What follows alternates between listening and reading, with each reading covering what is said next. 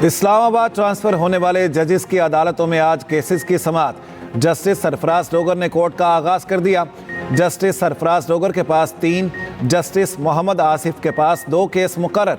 Islamabad high court में नए जजेस तैनात होने पर सीनियरिटी लिस्ट तब्दील। लाहौर हाई कोर्ट से आने वाले justice Sarfaraz Dogar senior puny जज बन गए। दूसरी जानिब जजों के तबादलों पर वकला का एहतजाज। इस्लामाबाद हाई कोर्ट बार की कॉल पर वकला की हड़ताल।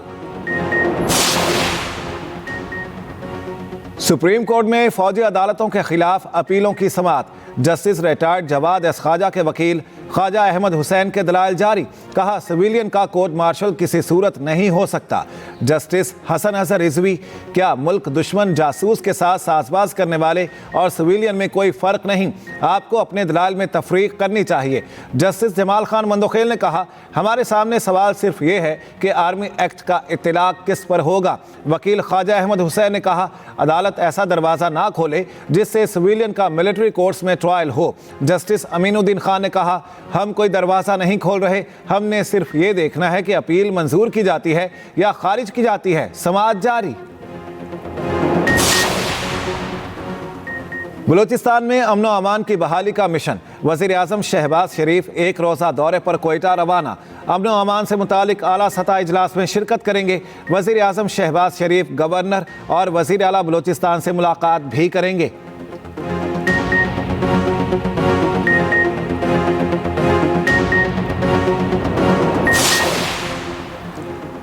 सदर मुमलिकत कल 4 रोज़ा दौरे पर चीन रवाना होंगे। आसिफ अली जरदारी सरकारी दौरे में चीनी हममनसब से मुलाकात करेंगे। CPEC फेज़ 2, पाक चीन ताल्लुकात और दीगर बाहमी उमूर पर मुशावरत होगी। बिलावल भुट्टो, मोहसिन नकवी, आसिफा भुट्टो, मुराद अली शाह, सरफराज बुगटी भी वफ्द में शामिल।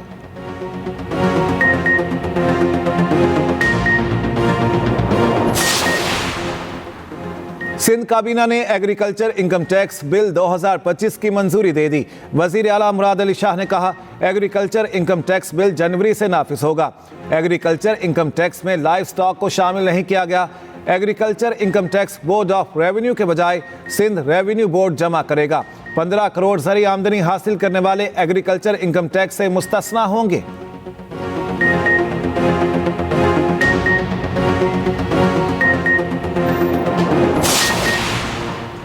कारोबारी हफ्ते का पहला रोज पाकिस्तान स्टॉक मार्केट में कारोबार के आगाज में मंदी।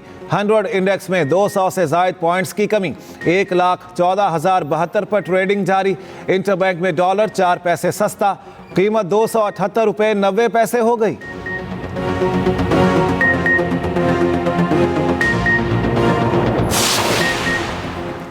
कुरम में पायदार अमन के लिए जिरगे की अहम नशिस्त आज पेशावर में होगी। इलाके में क़याम अमन के लिए तफसीली गुफ्तगू होगी। दूसरी जानिब कुरम में बंकर्स मिसमार करने का काम जारी। मजमूई तौर पर 22 बंकर्स मिसमार किए जा चुके हैं।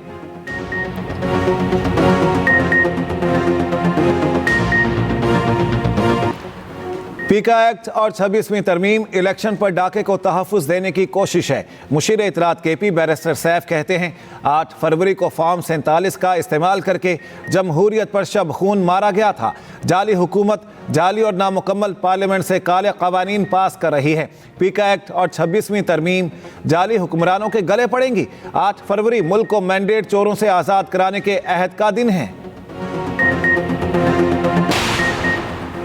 विफाकी दारुल हुकूमत में इंसदाद पोलियो मुहिम का आगाज।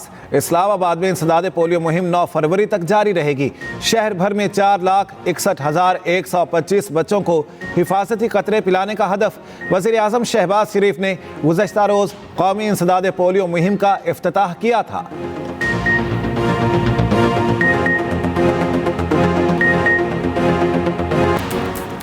और अमरीकी सदर डोनाल्ड ट्रंप की फिर कनाडा को अमरीका की रियासत बनाने की ख्वाहिश। कहा कनाडा अगर हमारी रियासत बन जाए तो कोई टैरिफ नहीं होगा। कैनेडियन अवाम को बेहतरीन फौजी तहफ़्फ़ुज़ हासिल होगा। हमें कनाडा की किसी चीज़ की ज़रूरत नहीं।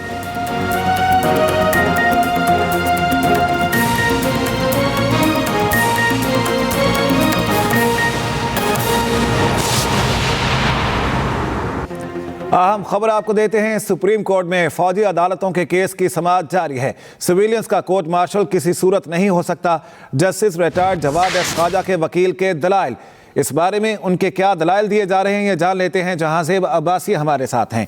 जी जहांजेब अब्बासी, बताइएगा, सुप्रीम कोर्ट में समाअत जारी है, क्या दलाइल दिए जा रहे हैं? देखें, सिविलियन का फौजी अदालतों में ट्रायल के हवाले से केस पर समाअत में अभी मुख्तसर वक्फा हुआ है। वक्फे के बाद भी साबिक चीफ जस्टिस जवाद ख्वाजा के वकील एडवोकेट ख्वाजा अहमद हुसैन अपने दलाइल जारी रखेंगे। उन्होंने अदालत से ये कहा है कि 10 मिनट में ब्रेक के बाद वो अपने आर्ग्यूमेंट्स मुकम्मल कर लेंगे। इस केस में ख्वाजा अहमद हुसैन की जानिब से दलाइल देते हुए ये कहा गया कि आर्मी एक्ट का इतलाक सिविलियन के ऊपर नहीं हो सकता। आर्टिकल 184(3) के तहत ये दरखास्तें काबिल समाअत थी। इसके ऊपर दलाइल देते हुए एडवोकेट ख्वाजा अहमद हुसैन का ये कहना था कि जस्टिस याहिया अफरीदी ने हमेशा आर्टिकल 184(3) के मोहतात अंदाज में इस्तेमाल के ऊपर राय दी है।